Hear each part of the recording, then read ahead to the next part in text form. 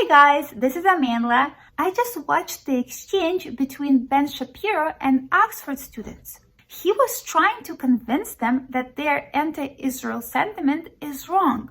And you know the way Ben Shapiro is, right? He talks really fast and he's all about facts and logic. Facts don't care about your feelings.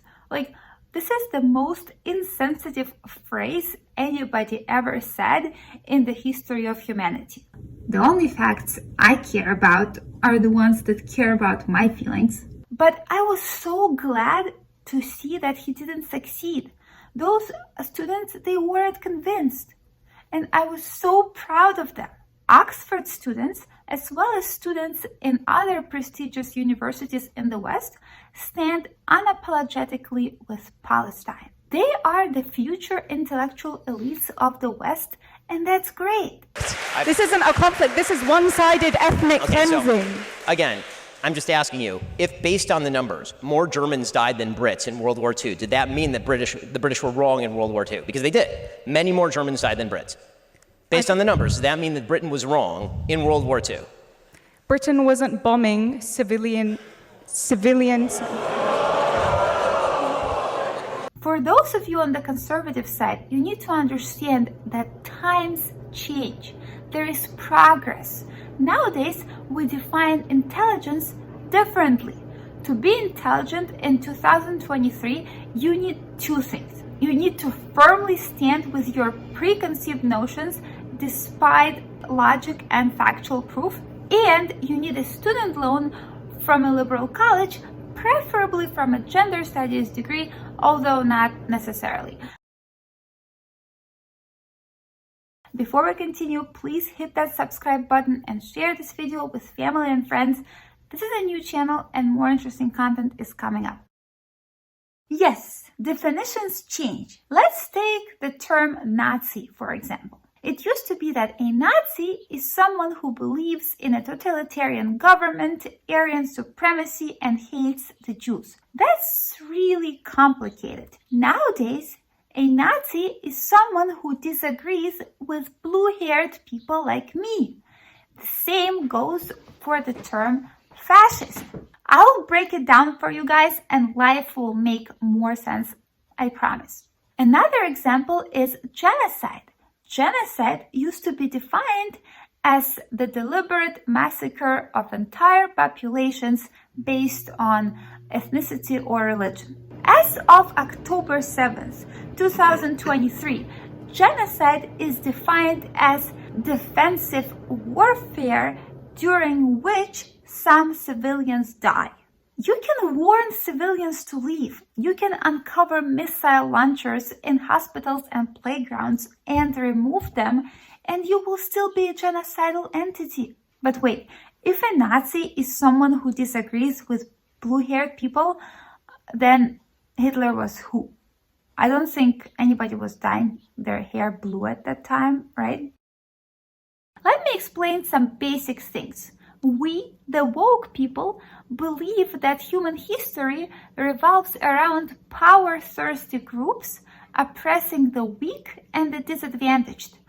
As a result, we have all these divisions in society. Like cisgendered men always oppressed people with uteruses and forced them to get pregnant, have children, and take care of them. This is how we ended up with gender norms, which are completely outdated now. And then the white people were always enslaving people of color, and all the straight people were oppressing the LGBT people. And then there is colonialism, when white people would come and subjugate the indigenous people. So if we wanted to map the entire human history, it's basically one constant cycle of oppression based on race, ethnicity, gender, religion, or sexual orientation. This was 4 years of my gender studies degree in a nutshell. The reason I'm saying all this is to provide context for the whole world screaming about the supposed Hamas brutality and terrorism. As we know, the Palestinians are the oppressed brown people, and the Israelis are the evil white colonizers. So here's the way it works. The oppressed people are inherently good people, and anything they do is resistance and self-defense, not violence. The oppressors are inherently bad people, and anything they do is not self-defense or resistance, but violence and genocide. So the Hamas freedom fighters could not possibly have done all these horrible things. Number one, because they said that they didn't.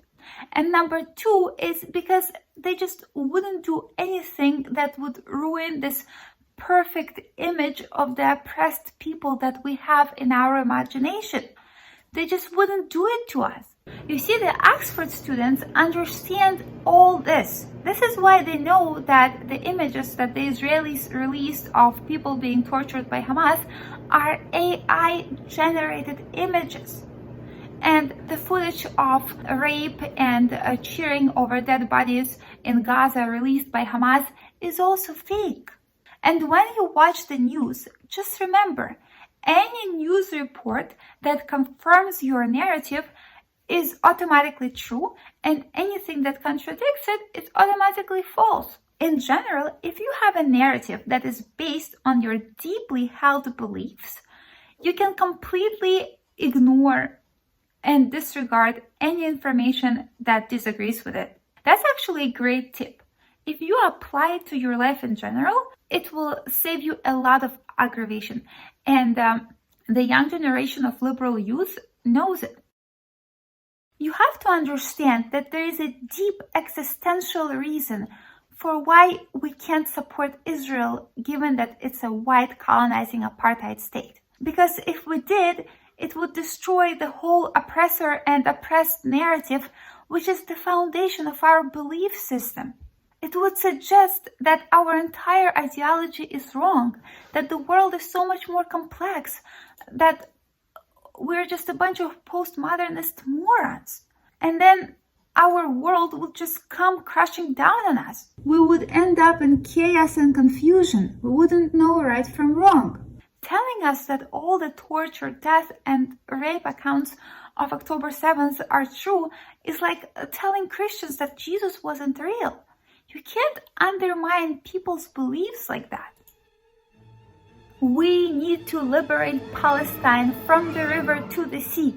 The apartheid state of Israel must cease to exist. What really helps in our fight against the evil Zionist entity is the Geneva Convention and the international law, because only Israel is expected to care about those things. We will trust Hamas and Iran to establish another state for everyone. The state where Jews, Muslims, and Christians can live together in peace and harmony.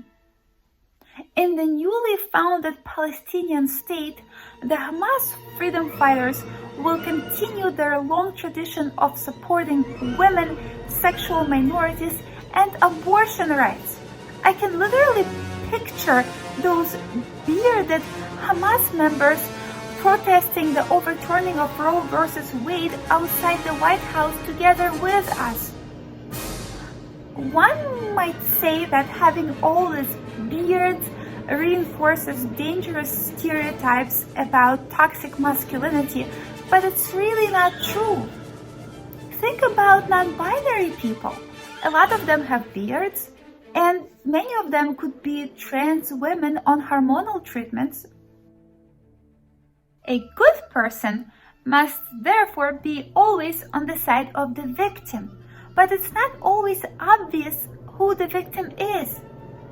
For example, as I am recording this video, Pakistan is displacing 1.4 million Afghani refugees, bulldozing their homes and sending them back to the Taliban. But that doesn't matter because the Afghans are not oppressed, last I checked with the media. Yeah, the Afghanis and the Pakistani people are pretty much the same thing, so there's no reason to feel bad. That's it, guys. Remember, we must be strong. Unity is strength. If we unite with radical Islam, we will bring down the West in no time.